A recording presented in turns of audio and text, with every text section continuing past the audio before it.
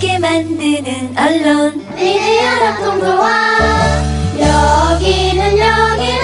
여기는 국민TV. 함께 만드는 언론 미디어 협동조합. 여기는 국민TV.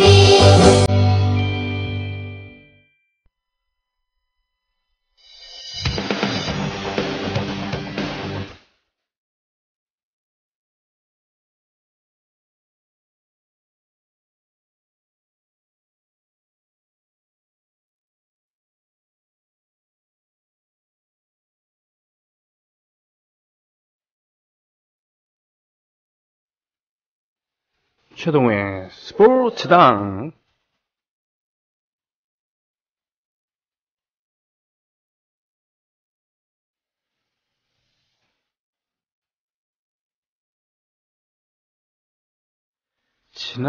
그렇죠. 일요일 지나가는, 토요일에서 일요일 넘어갈 때 두 건의 쇼킹한 소식을 들었죠. 네. 하나는, 먼저 한 10시쯤에, 10시 좀 넘어서 들었던, 일본을 이긴 것도 모자라서 미국을 야구를 8대0으로 누른 겁니다. 우와. 그래서 초대 우승을 차지했고요. 그리고 몇 시간 있다가 김영삼 대통령의 그런 전 대통령의 사망 소식을 들었죠. 어떤 분들에게는 김영삼 전 대통령의 사망 소식이 하늘이 무너지는 것 같은 충격일 수도 있었겠지만, 어떤 분들에게는 그러냐? 그래서 넘어가면서, 우승을 하다니. 최고다 하면서 야구팀의 우승을 더 비중 있게 생각을 했었겠죠. 예. 이것이 인간사이기 때문에 그렇습니다만, 최동의 스포츠당에서는 당연히 스포츠 얘기를 먼저 해야 되겠죠. 최동호 선생 나오셨습니다. 당수세요? 네. 그런 면에 있어서는 김영삼 전 대통령이 당수였을 때랑 동급인데, 스포츠당에 당수 오셨습니다. 안녕하십니까? 예, 안녕하세요. 네. 이거 당수로서의 그런 흥미 정도는, 대우 정도는 해드려야죠. 네. 그러게요. 어떠셨습니까? 직접 보셨죠? 중계를. 저는, 저는 노느라고 못 봤습니다만, 중간중간 모니터는 했죠. 근데 의외로 좀 싱거웠죠, 미국전은. 네, 아무리 메이저리그 40인 로스터에 포함되지 않은 사람들, 선수들을 모았다고 합니다만, 그래도 미국인데. 근데 그 경기 보면서 이런 말씀 하시는 분들 가끔가다 계십니다. 저 메이저리거도 아니고, 트리플 A랑 더블 A 투수네, 이런 얘기 하시는 분들 계셨었거든요. 그런데 우리가 이제 보는 눈이 높아진 거예요. 그렇군요. 진짜입니다. 우리가 보는 눈이 높아지고, 그리고 이번에도 여실히 증명이 됐듯이, 이 한국 프로야구에서 뛰고 있던 이 외국인 선수들, 댄블랙이나, 이브랜드나, 이번에 그 프리미어 12에 한 9명 정도가 나왔거든요. 네. 각국 자기 나라의 대표팀으로 활약하면서. 네. 그러니까 우리 프로야구에서 뛰는 외국인 선수들의 수준도 상당한 거거든요. 그렇군요. 예. 네. 그런 면으로 봤을 때, 결과적으로 우리가 우승했다는 것은, 그래도, 메이저리그 이 40인 로스터에 포함된 선수들이 나오지는 않았지만, 일본은 상당히 공을 들였거든요. 메이저리그에서 뛰는 일본 선수들을 제외하고, 자국 리그에서 뛰는 베스트 멤버를 구성을 한 겁니다. 그렇습니다. 예, 이 일본을 꺾고서 우승했다는 건 인정해줄 만은 하다고 봅니다. 오타니 쇼헤이 선수. 예. 이 선수를 넘지 못했습니다만. 근데 만약에, 오타니 쇼헤이 선수, 태어나서 처음 보는 공이었었죠. 네. 국내에서만 뛰던 선수들은 이런 공 처음 봤습니다. 그런데, 오타니 쇼헤이 선수 하나밖에 없었죠. 그러게요. 일본은, 결국에. 네. 그러게요. 다음에 나오는 선수도 최고의 선수면 틀림없는데, 그 선수를 특히 9회에서 넉 점이나 두 선수를 번갈아서 두들긴 거잖아요. 그렇죠? 그러니까 그 두 가지 정도를 의미한다고 보거든요. 그러니까 뭐냐 하면은 오타니 쇼헤이 선수가 이번에서 지금 가장 잘 던지고는 있지만 우리가 지금 이 단기전, 그러니까 이번 대회에 들어서 일본 대표팀하고 2번 경기를 했는데 오타니 쇼헤이를 공략하지 못한 건데 만약에 우리가 어떤 그 리그에 같이 속해 있어서 우리 선수들이 오타니 선수를 좀 더 자주 만나면 결국에는 치게 되거든요. 그렇죠. 공이 적응하게 되니까. 그리고 일본 이 준결승전에서 오타니 쇼헤이에 이어서 노리모토하고 마츠이 또 마스이 선수가 나왔지 않습니까? 네, 그분이 저기 요메우리 자이언츠 마무리로 예. 알고 있습니다만, 네, 그 선수가. 네, 노리모토에 이어서 이 마츠이, 마스이 이 선수 모두들 다 공 잘 던지는 선수들이거든요. 네, 네, 네. 근데 엄청나게 두르게 맞았습니다. 그것이 의미하는 바는 뭐냐면은 일본은 이번에 우리의 부러움을 샀죠. 조별리그 1차전 끝나고 난 뒤에 20대 초반에 이 싱싱한 어깨들로 다 대폭 교체가 됐다. 네. 저변이 그렇게 우리보다 넓다. 거죠. 예. 그런데 20대 초반의 함정이 준결승전에서 드러난 겁니다. 그 뭐냐 하면은 일본이 이기고 있다가, 3대0으로 이기고 있다가, 이 8회서부터, 위기가 시작이 됐고, 9회에 두들겨 맞았는데, 이 위기의 순간에 올라온 마츠이랑 마스이 선수들, 자기 공을 던지지 못했거든요. 점수 내주고 위기에 올라와서 마츠이 선수는 이 몸에 맞는 공 던졌고요. 그 다음에 올라왔던 마스이 선수는 볼넷 내줬습니다. 그리고 난 다음에 적시다 두들겨 맞으면서 무너진 건데, 이 볼넷이 의미한 바는 그 스트라이크를 던지지 못했다. 그렇죠. 도망간 거고, 네. 몸에 맞는 공도 불안했다는 거죠. 컨트롤이 제어가 안 됐다는 뜻. 그러니까 멘탈이 거기서 흔들렸다는 그런 얘기군요. 예. 네. 그게 이제 20대 초중반 선수들로 꾸려간 일본 팀의 그게 한계였었다. 스스로 이제 함정을 팠다는 얘기고요. 근데 반면에 우리 팀 같은 경우에 마지막에 올라온 선수들은 자기 공을 뿌려댔습니다. 네네. 특히 예를 들어가지고 정대현 선수 같은 경우에 일본에서도 이번에 이제 정대현 선수에 대한 높이 평가를 했거든요. 네. 뭐냐 하면은 전성기가 한창 지나간 선수잖아요. 그렇죠. 30대 중반인데. 그렇죠? 네네. 그리고 오래 던질 수는 없습니다. 예. 근데 정대현 선수의 가치는 뭐냐면 공 하나, 아웃카운트 하나. 네. 이게 정대현 선수의 그 역할이고 가치입니다. 그러니까 위기의 순간에, 마지막 순간에 그 위기를 넘겨줄 수 있는 원포인트 릴리스요. 네네. 근데 그게 공 하나인데 공 하나 어쩔까 싶지만 그 순간에 그 공은 뭐라고 할까요? 승리와 패배를 오고 가는 공 하나가 될 수도 있죠. 아무나 던질 수 없는. 그렇죠. 그러니까 어떻게 보면 가장 어려운 역할인데 몸을 뭐 충분히 풀어갖고서는 흐름을 이어가는 것도 아니고 하나 절맞 던지면 그걸 역적이 되는 건데 정대현 선수가 국제 경기에서 그런 그 역할을 톡톡 해줬잖아요. 예전의 모습에도 그렇고 또 일본 같은 경우는 예를 들면 이와세 시토시 같은 선수 메이저리그에서 활약하고 있습니다만 최고의 마무리 시절에 한국이랑 붙었을 때 흔들렸어요. 네, 그래서 한국 그 선수들한테 두들겨 맞았는데 한국 대표팀은 역시 전력 이외에 플러스가 뭔가 있는 것 같습니다. 제가 우리 선수들한테 직접 들은 얘기는 네. 그러니까 한일전은 우리 선수들도 그렇고 일본 선수들도 이제 특별한 의미가 있거든요. 일본에서도. 네. 일본도 관심 갖고 있다는 게 준결승전에서도 드러났죠. 그 4만 명이 꽉 들어찼으니까, 도쿄돔에. 그런데, 우리 선수들은 이 한일전 하게 되면은, 좀 투지가 불타오릅니다. 그렇죠. 그 근거 없는 자신감이 막 들어가요, 그리고. 그렇죠. 아니, 일본도 하는데 우리가 못할 게 뭐 있어요, 라는. 우리 민족 특유의 강점이 있죠. 근데 일본 선수들은 바짝 긴장합니다. 이게 약간 이 국민성이나 이런 걸로 봐가지고 약간 차이점이 있는데, 근데 이런 좀 긍정적인 어떤 그 근거 없는 자신감이 생긴 게 얼마 안 돼요. 그러니까 이 김인식, 김성근 감독 세대는 바짝 어렵고요. 넘을 수 없는 벽이었었습니다. 넘사벽이었죠, 그야말로. 왜냐하면 일본으로부터 우리가 야구를 배웠으니까. 그럼요. 어떻게 보면은 스승이고 이제 그런 이미지로 넘사벽이었었고 그게 이제 선동열이나 이종범 세대까지 쭉 내려져 온 거였었거든요. 근데 지금 선수들은 어떻게 변했냐면은 청소년 대회부터 나가가지고 일본을 깨고 이기고 지고 이기고 이거 경험했던 선수들이에요. 해볼만한 상대다라는. 네, 충분히 별거 아니네. 우리랑 비슷하네. 이런 경험을 해왔던 선수들이기 때문에 일본 하면 느껴지는 게 그 이전 세대들하고는 차이가 있죠. 형님들 때까지는 쫄았겠지만 우리는 아니에요. 이런 거. 맞습니다.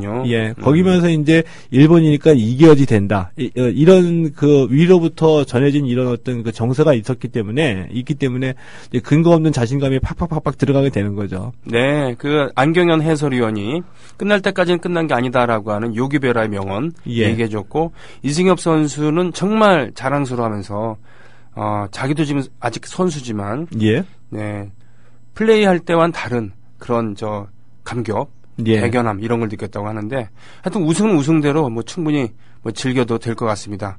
좀 일본 입장으로 보면 좀 안 되긴 했어요. 돈 쳐들여갖고 그렇게 각종 무리수까지 뒀는데. 근데 제가 보기에는 일본이 스스로 발목을 잡은 측면이 많이 큽니다. 네. 두 가지 정도의 결정적인 건데, 그러니까 일본 입장에서는 결국에는 한국전하고 미국전이었었거든요. 네. 한국과 미국을 어떻게 이기느냐, 8강 이상에 올라가가지고.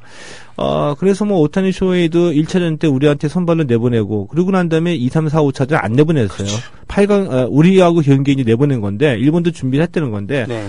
아까 말씀드렸던 젊은 친구들 위주로 다 세대 교체를 다 해버렸는데 그것이 결국엔 발목을 잡았다. 그런데 이 정재영 같은 노련한 선수가 마무리로서 한두 명은 넣었어야 된다. 근데 그게 이제 경험의 차이인데 그 경험의 차이는 결국 고쿠보 감독의 한계이거든요. 근데 고쿠보 감독은 이번 대회를 위해서 우리도 지금 이제 전임 감독 얘기가 나오고 있죠.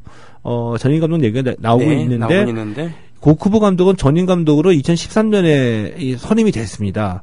그런데 고쿠보 감독도 경험의 한계를 드러냈어요.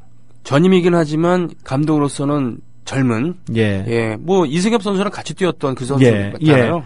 이제 그게 발목이라고 드리는 말씀은 뭐냐하면 전임 감독으로 가면 좋을 것이다. 당연히 좋죠. 대표팀을 관리하는 감독이 따로 있으니까. 그런데 전임 감독 자체가 좋은 게 아니라 전임 감독으로 가서 능력 있고 경험 많은 감독을 영입을 해야지 되잖아요. 그렇군요. 그런데 그 전임 감독을 선임하려고 하다 보면 지금 프로 야구 현역 감독들은 제외해야지 되죠. 그렇군요. 지금 프로 현역 감독들이 대표팀 감독 되겠다고 전임으로 갈 수가 없잖아요. 그렇죠. 예. 네. 그러니까 이거 제외하고 또 나름의 기준으로 너무 연배가 많은 감독들은 제외하고 이 중에서 찾다 보니까 대표팀 감독이면 우리 상식적으로는 가장 뛰어난 감독, 가장 경험 많은 감독을 영입을 해야 되는데 현실적으로 그게 불가능했다는 겁니다. 결과적으로 그러니까 전임 감독을 쓰질 않고 그리고 그렇게 소집을 해서 경험 많은 그런 감독을 썼었으면 어땠을까라는 그런 아쉬움까지 있을 수 있겠네요. 그렇죠? 있죠. 네. 그래서 오타니 쇼헤이가 계속 던졌으면 어떻게 됐을까? 네. 이것이 곧 이꼴 고쿠보 감독의 경험 부족, 한계, 그리고 전임 감독의 함정을 나타내는 겁니다. 그렇군요. 이런 점을 타산지석으로 삼아야 되겠습니다. 이렇게 해서 처음 그래도 안 됐다. 일본이요? 예. 우리한테 그런 갖은 꼼수 다 부리고 말이에요. 예? 그리고 준결승 시상식도 결승전 시상식, 3위 시상식도 지들끼리 먼저 해버리고. 근데 우리도 그래서 배려해줬잖아요, 많이. 어떻게요? 2006년 이후에 야구 대표팀엔 대표팀 세리머니가 생겼죠. 마운드에다가 태극기 꽂는 거. 이번에 안 꼽았는데. 이번에 일부러 안 꼽았습니다. 그렇죠. 그러니까 그 후배 선수들은 결승전 앞두고서 태극기 준비하려고 했었었는데 이대호랑 이 정구령 같은 고참 선수들이 도쿄돔이고 일본 팬들 우리 4강에서 우리한테 깨졌으니까 자제하자. 네네. 이런 취지로 우리도 배려했죠. 그러면 생방으로 보답해야 될 거 아니에요. 예? 그리고 시상식도 같이 해야 될 거 아니야. 아니 근데 그 문제는 저는 좀 솔직하게 말씀을 드리고 싶어요. 뭐요? 그러니까 원래 이제 생방으로 잡혀져 있던 준결승전 일본이 탈락하니까 우리 경기는 결승전을 녹화로 돌렸잖아요. 네. 녹화로 돌리고 또 이 타이완에서 열렸던 그 경기 흥행에 실패했다라는 대표적인 증거로 타이완 경기가 아닌 다른 나라 경기들 관중이 없었다라고 얘기를 하잖아요. 네. 아니 우리 같았으면 어떻게? 저는 우리도 마찬가지라고 보거든요. 우리나라에서 월드컵 할 때나 아니면은 뭐 우리나라에서 만약에 예를 들어서 WBC가 열린다. 우리나라 경기 아니고 다른 나라 경기는 거의 관중이 저는 안 갈 거라고 생각하거든요. 광고도 많이 취소할 거고 이런. 그리고 아마 이 방송사에서도 우리나라가 아닌 다른 나라끼리의 결승전은 생방으로 편성하지 않을 거라고 봅니다. 그렇군요. 그렇다고 새벽 3시? 새벽 3시는 좀 너무했지만 한 11시나 12시 정도 했겠죠. 우리 같았으면. 그렇죠. 예. 알겠습니다. 예. 최동현 스포츠당 사실은 오늘 이 얘기는 잠깐만 하려고 그랬는데 하다 보니까 탈락받았군요. 오늘 준비해 오신 게 먼저 K리그 시도민구단, 시민구단 아니면 도민구단의 문제점 말씀해 예. 잡으셨는데 예. 어떤 얘기인가요? 이 얘기를 왜 또 갑자기 지겨운 얘기죠, 사실. 그 한두 번 했던 얘기도 아니고요. 왜 들어놨냐면 어제 또 발생을 했습니다. 경남FC에서. 경남FC? 예, 경남FC가 지난해 2부 리그로 강등당했거든요. 네. 강등당했고 올해 2부 리그에서 그러니까 챌린지죠. 11개 팀 중에서 9위를 했습니다. 네. 그런데 어제 이제 이 경남FC의 사장이 이 구단 혁신 방안을 발표를 했어요. 네. 그러면서 이 박성화 감독을 해임을 시킨 거죠. 근데 박성화 감독이 열받아서 다 얘기했습니다. 하고 싶은 얘기. 그렇군요. 예, 직접적으로 열받은 건 뭐냐면은 잔여 기간에 대한 연봉이에요. 네.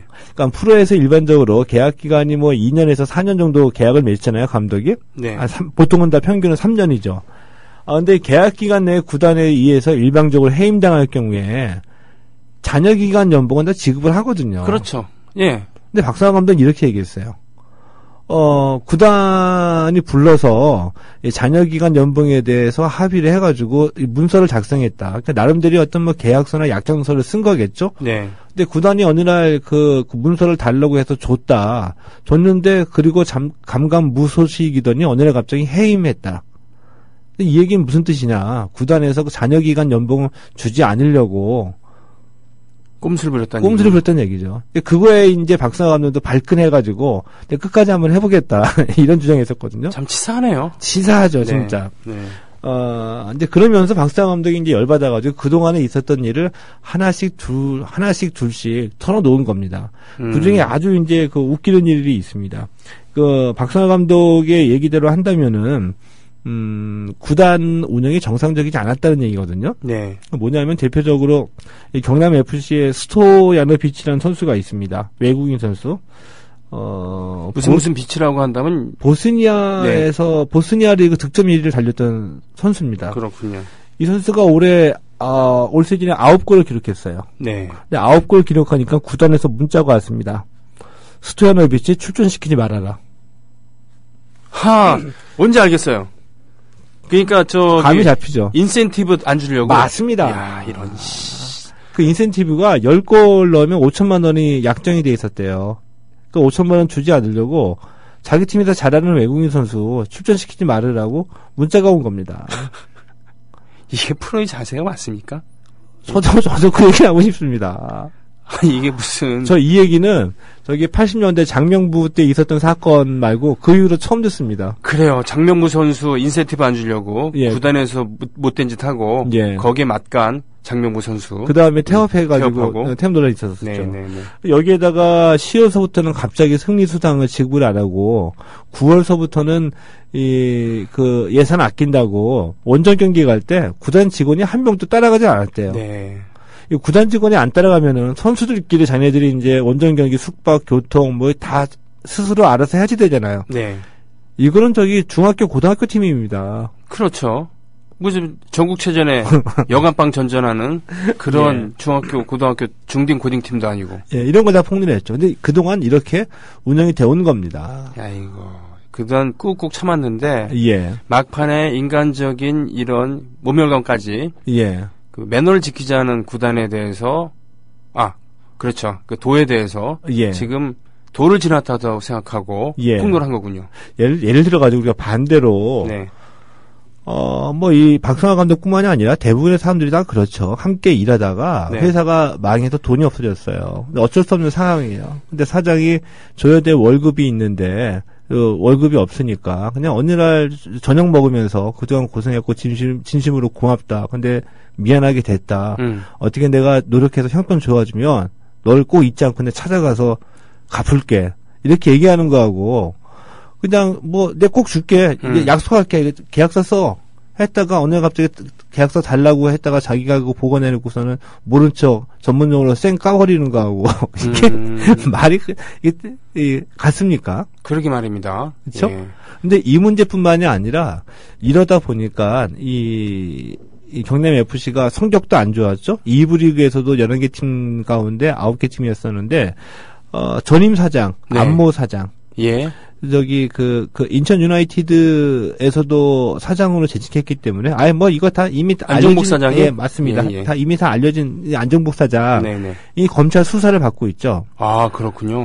외국인 선수 계약과 관련해서 비리 건 때문에, 그러니까 커미션을 먹었다는 얘기예요. 아이고.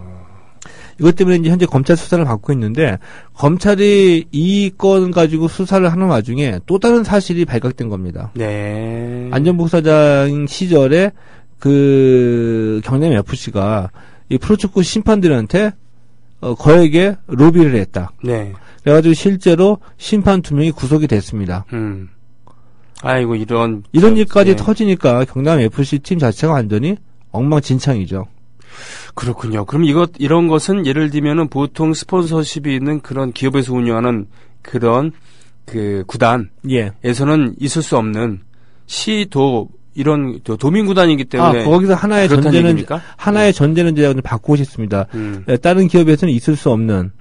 근데 소문으로는 여태까지 많이 있어 왔어요. 그러니까 안정복 사장도 예전에 대우 로열즈부터 시작한 분이지 않습니까? 네네. 그 당시에도 제가 취재했을 때 프런트들과 만나서 얘기를 나누다 보면 뭐 별별 얘기 많이 있었습니다. 승부조작서부터 해가지고 심판 매수 소문이 그냥 무성했었었죠. 그렇다면은 지금 오늘 제목을 K리그 시도민구단 문제점이라고 이렇게 붙이는. 근데 여기에서 뭐냐면은 이런 일들이 벌어지고 있는데 이 경남 FC의 문제만은 아니죠. 이거 맨날 반복됐던 일입니다. 그리고 인천 같은 경우에는 올해에도 선수들 임금이 체불되는 일까지 있었었고요. 근데 그럼에도 불구하고 인천은 좀 잘 뛰어줬는데 지난주에 신문선 교수 있죠. 네네네. 지난해에 성남 FC 사장으로 계셨었잖아요. 네네. 네, 지난주에 이 한중일 축구산업 포럼에서 아주 솔직한 고백을 했습니다. 네. 자기가 성남 FC 사장으로 재직하면서 겪었던 일들을 솔직하게 고백하면서 이 시도민 구단이 발전하기 위해서 어떻게 바뀌어야 된다. 이거를 이제 강하게 주장을 했는데 어떤 얘기냐면은 워딩 그대로 제가 말씀을 드릴게요. 네. 1년 동안 대표로 재직하는 동안에 이 선수로 선발해달라는 부탁을 1년 동안 14명이나 청탁받았다. 어디, 시 관계자로부터요? 누구인지는 얘기는 안 했는데, 그러니까 대부분 뻔하게 잡히죠. 시의회나 하여튼 지역 관내의 정치인들이나 네네. 지역 관내의 기업인 또는 이 무슨 축구협회 관계자 이렇게 되겠죠. 그리고 이 유선영 코치 감독에 대한 청탁도 무수히 많다. 절대 안 된다고 버텼다. 그런데 그 청탁 들어주지 않으니까 돌과 총탄이 날아온다.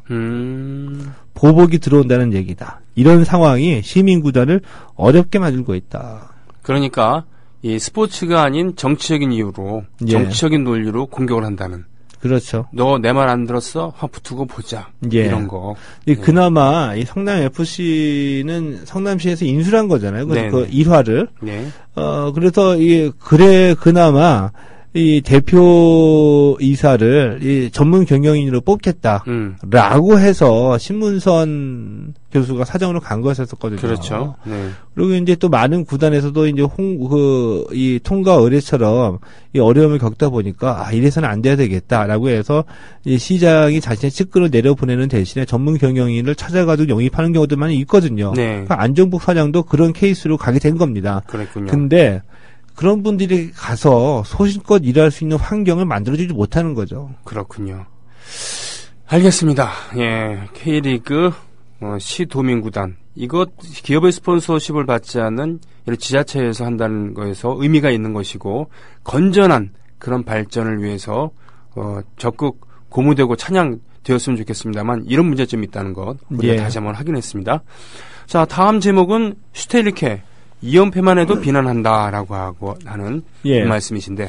이제 슈틸리케 감독의 2015년이 다 정리가 됐습니다. 네. 그러니까 이 18일에 있었던 그 라오스전을 마지막으로 해서 올해 경기를 모두 다 마쳤거든요. 5대0 승리했죠? 네네. 그러면서 2015년 한 해 동안의 축구 대표팀에 대해서 아주 성공적으로 평가를 받고 있습니다. 그런데 이 슈틸리케 감독이 했던 말들을 곰곰이 생각해 보면 정말 이 양반 대단한 분이에요. 어떤 면에서요? 축구적인 능력도 대단하다고 인정을 하지만 인생살이에 지혜가 있는 사람이다. 이게 이제 느껴졌습니다. 네. 그걸 이제 말씀드리려고 하는 거거든요. 네. 뭐냐면, 일단은, 러시아 월드컵 2차 예선, 마지막에 2연전, 미얀마하고 홈 경기, 수원에서 네. 있었던, 그리고 라오스 원정 경기, 네. 이 두 경기를 앞두고 한껏 부풀었죠, 우리가. 네. 뭐냐면은, 이보다 더 좋을 수는 없다, 대표팀이 올해. 네, 성적도 좋았고. 예, 올 한 해 그래서 2015년에 A매치가 16승 3무 1패거든요. 야, 승률이 80%입니다. 그거는 그냥 보통 리그라고 한다면 부동이 1위네요. 그렇죠. 네. 그리고 연간 한 해 17경기 무실점 신기록을 세웠습니다, 올해. 오, 17경기 무실점 신기록이거든요. 대단한 수비력이군요. 경기당 0.2실점입니다. 네. 이건 FIFA 랭킹 1, 2위로 왔다 갔다 하는 그런 수치거든요. 네. 그러니까 이제 온갖 찬사가 이제 쏟아지고 이보다 더 좋을 수는 없다 이런 거였었거든요. 그리고 또 이런 그 찬사에 슈틸리케 감독이 좀 일부러 불을 붙였어요. 어떻게요? 축구협회 관계자들과의 사이에서 한국 축구가 뭐 이런 때가 있었나? 우리 뭐 기록 좀 좋지 않아? 뭐 이런 식으로 그냥 불을 붙인 거죠. 근데 그 얘기가 새어 나오면서 저도 이 슈틸리케 감독이 왜 그러나 이 양반 좀 변했나 1년 사이에 뭐 이제 한국에 완전히 적응했나 뭐 이런 의심이 조금 들었거든요. 왜냐하면은 그 워딩으로만 보면은 제가 첫 번째 이 인천공항에서 봤을 때 느낌과 그 이후의 행보하고는 전혀 다른 그런 거였었거든요. 왜냐하면 저는 이 기록을 인정하지는 않습니다. 그래요. 왜냐하면은 다 아시아권 팀 데리고서 거둔 성적이잖아요. 네. 우리가 뭐 미얀마, 라오스 뭐 8대0, 10대0 이겼다고 한들 네. 그게 뭐 월드컵 본선에 가가지고 어떤 활약을 담보하는 것도 아니고요. 또 의미 없는 기록이라고 보거든요. 그렇긴 하죠. 예. 네. 근데 이런 거 가지고 슈틸리케가 왜 이렇게 얘기하지? 좀 이 변했나 이런 생각이 들었던 네. 겁니다. 예. 그런데 아니나 다를까 18일에 이 라오스전 마지막 끝나고 난 뒤에 라오스 현지에서 그 축구 기자들과 이제 간담회를 가졌는데 네. 거기서 쭉 자랑하다가 마지막에 이런 얘기를 했습니다. 내가 축구인으로 활동한 게 40년이 넘었다. 앞으로 4연패만 당해도 이런 평가는 이렇게 좋은 칭찬은 180도 달라진다. 아하. 앞으로 2연패만 당해도. 그리고 내년서부터는 유럽의 강호와 평가전을 치르겠다. 네. 이렇게 얘기했거든요. 네. 그러니까 이 양반도 17경기 무실점 신기록 이거나 승률 80%가 얼마나 허망한 숫자인지 알고 있는 겁니다. 허허실실을. 네. 그렇죠. 예. 그런데 왜 그러면은 의도적으로 이길 만한 상대를 그동안 평가전을 치르고 이렇게 이 대표팀이 많이 성장했던 걸 자랑했을까? 네. 그걸 생각해 보니까 의도적이었던 겁니다. 결국에. 어떻게요? 왜냐하면 지난해 브라질 월드컵 끝나고 난 뒤에 슈틸리케가 대표팀을 잡았죠. 네. 근데 그 당시 상황은 처참했습니다. 홍명보 의리축구 논란. 네. 그리고 뭐 이 16강 단순히 실패해서가 아니라 축구 대표팀이 마신 차이가 냈죠. 그래서 입국장에서 엿이 날라왔잖아요. 그렇죠. 엿먹을 그렇죠? 하고. 네. 예. 선수들 개개인이 다 얼마나 처참했겠습니까? 네. 이런 상황에서 슈틸리케가 대표팀을 맡은 거죠. 이때 가장 필요한 건 뭐냐면 자신감 회복이잖아요. 대표팀 추스르고 네. 브라질을 빨리 잊고 러시아를 향해서 달려갈 수 있는 새로운 체제를 빨리 구축을 해야지 되잖아요. 네. 이때 그래서 당연합니다. 뭐냐면은 강팀하고 만나서 붙어야지 우리가 강해질 수 있겠죠. 지도라도 배우는 게 있고 우리 실력을 정확히 평가하고. 근데 그 당시로서는 강팀하고 만나서 자꾸 깨지면은 그냥 편하게 얘기해서 우리 애들 더 망가진다 이겁니다. 자신감이 필요했던 거군요. 예. 네. 자신감을 불어넣고 새롭게 출발하기 위해서는 이겨야 되니까 이길 만한 팀 상대로 이기는 경기를 해오면서 자꾸 불어넣어줬죠. 그래서 슈틸리케 감독이 이렇게까지 얘기했어요. 그러니까 미얀마하고 수원에서 홈경기 할 때 대표팀이 좋은 경기를 하기 위해서는 절대적으로 필요한 게 많은 관중이다. 많이 와달라. 네. 많이 와서 박수를 해달라. 우리 선수들 그럴 만한 자격이 있다. 아이고. 이런 식으로 그냥 팍팍팍팍 그냥 엄청나게 그 화려한 레토릭을 막 구사하면서 네. 했죠. 그랬군요. 예. 그리고 난 다음에 내년서부터는 이제 유럽의 강호와 평가전을 치르겠다고 얘기한 겁니다. 그러니까 운동장 그라운드 안에서만이 아닌 예. 밖을 전반을 보면서 예. 사기를 울릴 줄 아는 그런 치밀한 전략가였구나라는 이런. 이제 그거를 네. 이제 제가 이제 인정하게 된 것이었었죠. 그렇군요. 그동안 그러면서 또 놀라운 저는 아직까지 왜 그런지 저는 좀 아직 그 분석을 못했는데 네. 놀라운 변화가 있어요. 뭐요? 그러니까 이 지난 주말에 이 토트넘의 손흥민 선수 어시스트 한 개 기록했거든요. 네. 그리고 이 포르투갈에서 비토리아 세투빌이라는 팀에서 뛰고 있는 석호심 선수. 네. 결승골 기록했고요. 네. 그리고 지난 토요일에 아우구스부르크 구자철 선수도 골을 넣었어요. 근데 이 슈틸리케 이전까지만 하더라도 네. 대표팀 경기 유럽파 선수들이 대표팀 경기 뛰고 소속팀에 복귀하잖아요. 네. 다 부진했습니다. 아하. 너무 진을 뺐다는 얘기인가요? 예, 그러니까 우리가 그 일정은 알잖아요. 네. 이 대표팀 경기 한번 뛰려고 하면 소속팀에서 경기 끝나자마자 그날 저녁에 비행기 타서 한국에 와서 하루나 이틀 정도 있다가 경기 치르고 네. 경기 끝나면 다시 그날이나 그 다음날 아침에 비행기 타고 소속팀에 복귀하고 이러다 보니까 이 시차에다가 몸 완전히 방전돼가지고 한동안 슬럼프를 겪기도 하고 부진했었거든요. 네. 근데 올해 이 슈틸리케 감독 취임 이후에는 유로파 선수들이 희한하게 대표팀 경기만 뛰고 가면 소속팀에서 펄펄 나는 겁니다. 이게 어떤 의미를 주는 걸까요? 그게 예를 들어가지고 뭐 슈틸리케 감독이 유럽의 인맥을 동원해서 네. 이 선수들 너무 힘드니까 한 2, 3일 간격 주고 좀 빨리 좀 보내달라 이렇게 부탁한 것도 아니고요. 선수들이 네. 오고 가는 일정은 똑같거든요. 그렇군요. 근데 이렇게 변한 겁니다. 그러니까 그 대표팀만을 생각하는 게 아니라 당장의 성적만 생각하는 게 아니라 선수 그 본인을 생각하는 뭔가가 있었다는 얘기군요.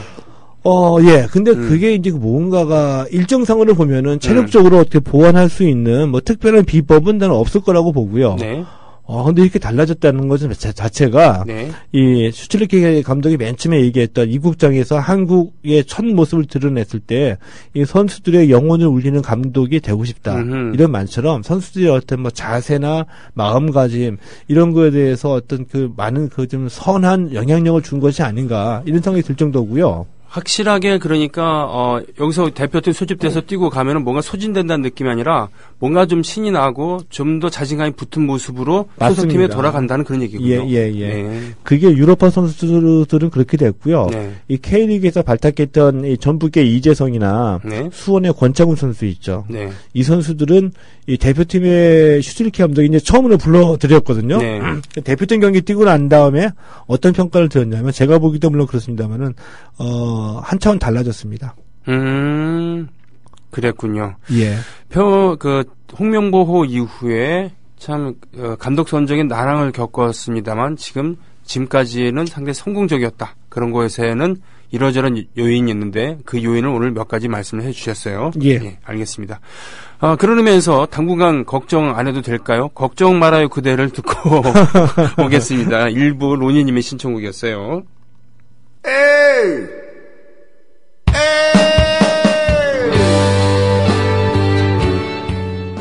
계속 이제 지나간 것은 지나간 대로 이거 반복되는 거니까 일단 줄였습니다.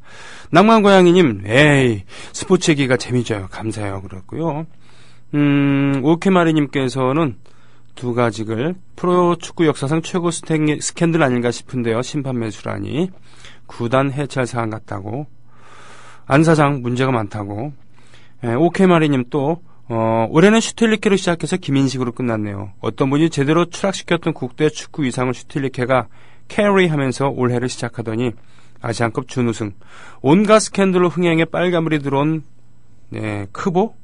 크보를 김인식이 구해낸 것 같습니다. 그리고 쿠루루님께서는 경남도가 홍시 업적 쌓으려고 부채 줄인다는 명목하에 예산 깎기가 장난 아니라 들었어요. 꼭 해야 할 도사업도 안 한다고 들었다 하고 이렇게 하셨습니다. 워렌 버핏 67조 원, 경남도민은 업보로다. 이렇게 최동호의 스포츠당은 스포츠 팬들, 스포츠 좋아하시는 우리 조합원 청취자 여러분들과 함께 만들어 갑니다. 자, 일본이 안 됐다니요. 당치도 않으신 말씀입니다라고 민족의식 투철한 로게이지스님. 이분은 일본 락 뮤지션들은 매우 좋아하는데 자, 다음 얘기는 프로야구 FA 정리라고 하셨어요. 그러고 보니까 지난번 방송에서 어떤 청취자께서 프로야구 FA 상황 좀 정리 좀 해달라고 하시기도 했습니다만, 예, 말씀하시죠. 올해 FA 자격을 취득한 프로야구 선수들이 모두 24명이거든요. 24명. 네. 예. 근데 FA 자격을 취득을 하게 되면 이 KBO에다가 내가 FA 권리를 행사를 하겠다. 네. 라고 신청을 해야지 되고요. 신청 안 하면은 대상이 안 되고. 예. 신청한 선수들을 KBO가 승인을 해주면 이제 최종적으로 FA 선수들이 정리가 되는 겁니다. 네. 이게 이제 지난주에 다 정리가 됐거든요. 그래서 올해 FA 시장이 모두 22명이 나왔습니다. 24명 중에서 22명. 예. 한 명은 누구냐 하면 많이 좋아들 하시죠. SK 박진만 선수. 네. 은퇴를 하고 SK에서 코치로 이제 출발하게 됐고요. 이 KT의 정성호 선수. 네. 좀 부진해가지고 FA가 또 이 양면의 칼이거든요. 네. 내가 좀 다른 팀에 가겠다 해서 FA 신청하고 원 소속팀 박차고 나왔다가 불러주는 팀이 없으면 그냥 옷 벗고 은퇴를 해야 되는 상황에 직면할 수도 있습니다. 그렇군요. KT 장성호 선수는 그냥 KT에 잔류하기로 결정했습니다. 2명 빠졌고요. 네. 근데 올해 좀 굵직한 선수들이 많이 있죠. 이 두산의 김현수, 오재원, 고영민 선수. 와. 오재원 선수는 특히 이번에 그 프리미어 12를 통해서 확실히 그 이미지 변신했죠. 네네네네. 예. 그리고 이 삼성에서도 이승엽, 박성민. 네네. 그리고 SK에서도 윤기련, 정우람 선수 있고요. 어이구, 네. 넥센에서도 유한준, 이태근, 손승락. 이 정도면 대어급이고요. 하나도 김태균 선수 있고요. 네. 이제 대어급 선수들이 많이 나왔습니다. 네. 나왔는데, 그러니까 이번 주 토요일. 네. 28일까지 원 소속팀하고 협상 기간이 주어지는 겁니다. 예. 이번 주 토요일까지 원 소속팀과 협상을 맺지 못하면 바로 그 다음 날이죠. 이번 주 일요일 29일서부터 해외 구단을 포함한 모든 구단하고 타 구단하고 자유롭게 협상에 나설 수가 있습니다. 네. 그래서 이제 근데 각 팀별로 한번 예상을 한번 해보겠습니다. 네. 어떻게 될런지. 네. 일단은 그래도 이 한국 시리즈 우승팀인 두산에서부터 한번 살펴보게 되면 네. 두산은 짜다는 좀 느낌이 있죠. 투자에 인색한. 그렇죠. 그렇죠. 네. 롯데만큼은 아니지만. 예. 롯데만큼은 아니지만. 두산은 짜다는 느낌이 있는데 지난해 장원준 선수를 영입했잖아요. 모처럼 통 크게 쏴가지고 좀 재미를 봤습니다. 장원준 선수 영입해서. 네. 근데 이 한국 시리즈 직후에 박용만 회장이 지원해주겠다. 예. 김현수 꼭 잡아라. 네. 이런 뉘앙스 얘기를 팍팍 해줬거든요. 네. 그런데 최근에 흘러나온 얘기로는 쏴주겠다, 도와주겠다. 이게 이제 아웃라인으로 한 100억 원 정도를 FA 시장에서 쏠 수 있도록 지원을 해주겠다라는 얘기가 흘러나오고 있는데. 네. 자, 이렇게 되면은, 이 두산의 기본적인 입장은, 이 고영민, 김현수, 오재원 선수, 우리 팀의 FA들을 다 잡겠다는 얘기입니다. 네, 훌륭하군요. 그런 계획을 갖고 있다고 이제 얘기가 흘러나오는데, 만약에 김현수가 메이저리그로 가게 된다. 그럼 예상치 못한 좀 타격이 있겠죠. 그러게요. 이번에도 아주 뛰어난 활약을 보여줬습니다만. 갈 것 같아요, 제가 봤을 때는. 김현수 선수는. 그렇군요. 예. 워낙 좋은 활약을 프리미어 투입에서 보여줬기 때문에, 조건이 좋게 계약이 될 가능성이 높다는 얘기군요. 그렇죠? 예. 갈 것 같은데, 그러면 두산으로서는 이 김현수의 공백을 어떻게 메꾸느냐가 이제 고민이 생기는 거잖아요. 그러게 말입니다. 그런 선수, 아무 때나 볼 수 있는 게 아닌데, 그렇죠? 예. 네. 근데 제가 봤을 때는 이 고영민이나 오재원 선수 잡고, 또 추가로 만약에 정말 예산이 100억 원 이내라고 한다면, 김현수 선수의 공백을 메꿀 다른 팀에서의 선수를 잡아올 또는 부족합니다. 그렇습니다. 그러면 역시 고영민, 오재원 잡고 김현수의 공백은 두산 스타일 화수분으로 가야 되겠죠. 이런 게 일단 기본적인 예상이 화수분이라고 한다면은 다른 선수를 그렇죠. 구단에서 키워내야 되는 거죠, 이제. 야, 멋있네요. 예. 네. 이런 게 대충 이제 구단의 어떤 느낌이고 정서고 계획으로 보이고요. 네. 그다음에 삼성은 박성민하고 이승엽 선수거든요. 네. 근데 이승엽 선수는 삼성이 버리겠습니까? 아무리 못하더라도 예. 이승엽을 그냥 버리면 안 되지. 그러니까 이승엽은 어차피 삼성에서 이제 아름다운 마무리 준비해야 되는 거죠. 그렇죠. 예. 네. 그리고 연봉도 그렇게 뭐 크게 줄 필요도 없어요. 이제는 기록이 이렇게 좋지는 않기 때문에 이승엽 이름값에 걸맞냐 대전만 그냥 해주면 되는 거고요. 이승엽 선수가 그 돈 갖고 뭐라고 할 그것도 아니고요. 예. 선수가 아니고. 한 명 또 한 명이 박선민 선수는 남겠죠. 그래서 삼성도 이승엽, 박선민을 잡겠다는 그런 네. 이제 생각인데 네. 다른 팀에서 무리해가지고 데려오진 않겠다. 삼성의 지금 전력으로 봐가지고 좀 무리해서 뭐 FA 뭐 돈 경쟁해가지고 데리고 그러자는 건 아니잖아요. 그렇죠. 그 돈으로 따지면은 삼성은 뭐 돈 몇 푼, 우리로서 몇 푼이 아닙니다만 돈 몇억 가지고 예. 그거 갖고 아등바등하는 구단은 아니니까. 예, 그렇죠. 그 넥센도 지금 그 이태근, 유한준, 손승락, 마정길이거든요. 아, 예. 이 중에서 이제 넥센은 좀 그 고민이 좀 많습니다. 아, 고민이 많은 게 아니라 이 4명 전부 다 잡으려고 합니다. 네. 특히 이태근은 꼭 잡겠다. 네. 이런 얘기가 흘러나오는데 왜 꼭 잡겠다라는 얘기를 할 수 있고 여유가 있냐면은 한몫 챙겼잖아요. 1285만 달러. 예. 박병호 선수. 박병호 선수. 예. 예. 엄청난 장사를. 예. 그러니까 이 FA 시장에서의 은근히 큰 손 역할을 이번에 할 수 있을 겁니다. 그렇군요. 예. 자, 박병호 선수는 자신으로서는 큰 기회를 잡으면서 나갔고, 예. 그리고 구단으로서는 아주 효자 노릇을 한 거네요. 예. 그렇죠. 네. 예. 그랬고요. 그래서 SK 같은 경우에서는 워낙 많이 풀렸어요, 이번에. 아, 예. 구단에서. 예. 6명이 이제 FA로 나온 겁니다. SK 내부에서. 예. 그래서 SK도 다른 팀 FA 선수 영입에 힘쓰기보다는 우리 선수 일단 잡는 거에 먼저 신경을 쓸 것 같은데, 이 정우람 선수는 반드시 잡겠다. 네. 이런 계획이고요. 네. 여기까지는 이제 좀 그래도 좀 전력을 보충하기보다는 현재 갖고 있는 전력을 누수 없이 지켜가는 팀들의 얘기이고 나머지 팀들은 다급합니다. 그러니까 한화, 기아, 롯데, LG, KT 네. 다급합니다. 롯데는 감독이 교체가 됐잖아요. 조원우 신인 감독. 조원우. 예, 조원우 감독이 구단에다가 마무리 투수 보강을 요청했다.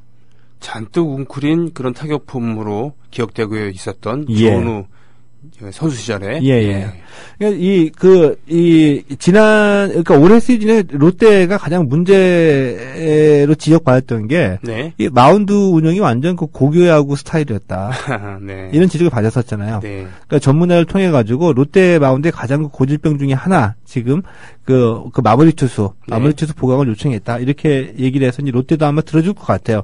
그렇군요. 롯데가 이 면세점에서 탈락돼 가지고 뭐 그룹 전체를 보면은 좀 분위기가 좋지는 않지만, 네. 그래도 이 신동빈 회장인가요? 그 롯데그룹 사가면서 야구단에 투자하겠다 이런 얘기를 자기가 한 말이 있기 때문에 네. 어느 정도 그래도 좀 그 액션을 들어갈 것 같고, 하나는 마운드를 보강을 해야 되겠죠. 네. 마운드 실제로 보강할 계획이 있고요. 하나로서는 하나의 그 간판 스타인 그 김태균 선수가 이번에 또 FA로 나왔는데, 네. 김태균 선수가 현재 그 프로야구 선수 최고 연봉자입니다. 15억 원으로. 야. 그 몸값이 만만치가 않아요. 만만치가 않네요. 선수. 예. 네. 근데 김태균 잡겠다. 하나로서는 김태균 놓칠 수는 없겠죠. 그 대표적인 프랜차이즈 스타이고요. 그렇죠. 예, 양보를 할 게 있고 못 할 게 있는데 하나로서는 양보할 수 없는 카드라고 이렇게 되는 거군요. 그리고 LG는 지금 자기 구단 원래 우리 선수들 가지고 좀 재미 볼 선수가 없습니다. 네. 그러니까 LG는 죽자사자 다른 팀 선수를 노려봐야 됩니다. 아, 예. 다른 팀 선수 노리고 FA 시장에 적극 뛰어들겠다는 계획이고요. 네. 기아도 큰 돈 베팅을 하지 못할 상황이라고 얘기가 나오고 있고요. 네. KT는 뛰어들겠죠. 돈 쏠 구단입니다. 신생팀의 한계도 있고 또 전력을 보강해야 되기 때문에 신생팀의 어떤 그 특징상 FA 선수를 몇 명 잡아야 되겠죠. 네. 그래서 KT도 돈 쏠 구단으로 지금 이제 예상이 되고 있습니다. 그러면 지금까지 정리된 걸로 봐갖고 예. 보통 그렇잖아요. 물이 좋아야지 고기가 잘 잡히는데 선수들로 봤을 때는 이번 FA는 물이 좋은 건가요? 제가 봤을 때는 나쁘지 않습니다. 그래요. 왜냐면 일단 KT가 자리 잡고 있고요. 아하. 신생팀 하나 생기면은 신생팀 효과가 한 2, 3년 갑니다. 아, 그렇군요. 그러니까 FA 선수로서 운이 좋은 거고. 네. 그다음에 LG하고 롯데. 네. 가 전력을 보강해야 돼. 그런 그 상황에서 롯데 같은 경우에 그룹 회장이 언급을 했기 때문에 아마 액션에 들어갈 겁니다. 그렇군요. 예. 예, 알겠습니다. 이렇게 FA 시장을 정리해 주셨고요. 가만있습니다. 단신으로 처리해야 되나요? SOL 탁구팀 해산했다고요?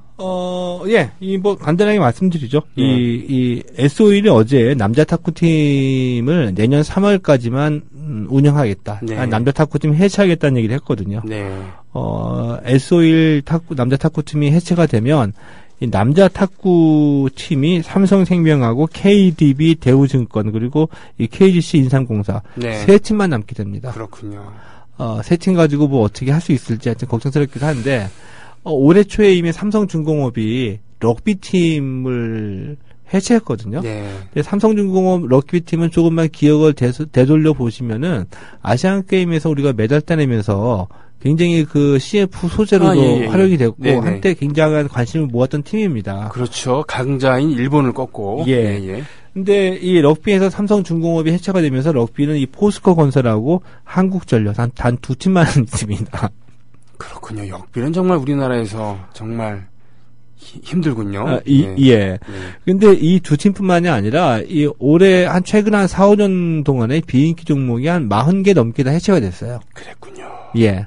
근데 이 비인기 종목은 정말 실업팀이 네. 있어가지고 비인기 종목 선수들이 먹고 살 수 있고 운동을 계속할 수 있는 그런 기회를 제공하는 거거든요. 네. 이 실업팀이 없어지면은 이 많은 선수들이 운동을 못하게 될 환경에 처해지게 되고요. 네. 더 크게 보면은 한국 스포츠가 무너지게 되는. 네. 이제 그런 위기감을 가져야 된다는 얘기죠. 그랬군요. 에휴, 소수라도 그런 경기, 그런 팀을 바라는 팬들에게는 섭섭한 소식들, 이렇게 있습니다. 예. 여담님입니다만, 60만 번의 트라이라고 하는 그런 다큐멘터리 영화, 거기에, 제일동포, 조성 학교에 그런 럭비부 얘기가 나옵니다만, 일본에서는 영국을 닮으려고 하는, 영국을 선망해서 그런지 모르지만 참 럭비팀도 많아요. 일본이 얼마 전에 한 3, 4개월 전인가 럭비 월드컵인가에서 아마 우승을 했을 겁니다. 그렇군요. 예, 우승을 했는데, 인정하기가 힘들었죠. 왜냐하면, 일본이 럭비에 이렇게 신경을 많이 쓰나, 귀화 선수들이 한 절반가량 됐어요. 그랬군요. 예. 알겠습니다. 손병현 나란히 가잖아도, 럭비 잘하고 있으니까, 야구에서 우리한테 진 거 너무 억울해하지 말기를, 염장 지르는 건가? 예. 린 온미, 마이클 볼튼, 일부의 신청곡이었는데요. 이거 들으면서 오늘 방송까지 같이 마치겠습니다. 고맙습니다. 예, 고맙습니다.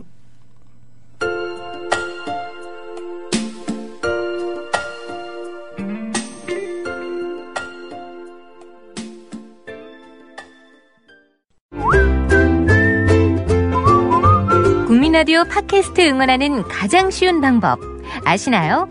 다운로드하기, 별점 주기, 댓글 달기, 구독하기. 국민라디오 팟캐스트 널리 알리는 가장 쉬운 방법. 다운로드하기, 별점 주기, 댓글 달기, 구독하기. 기억하세요. 다운로드하기, 별점 주기, 댓글 달기, 구독하기.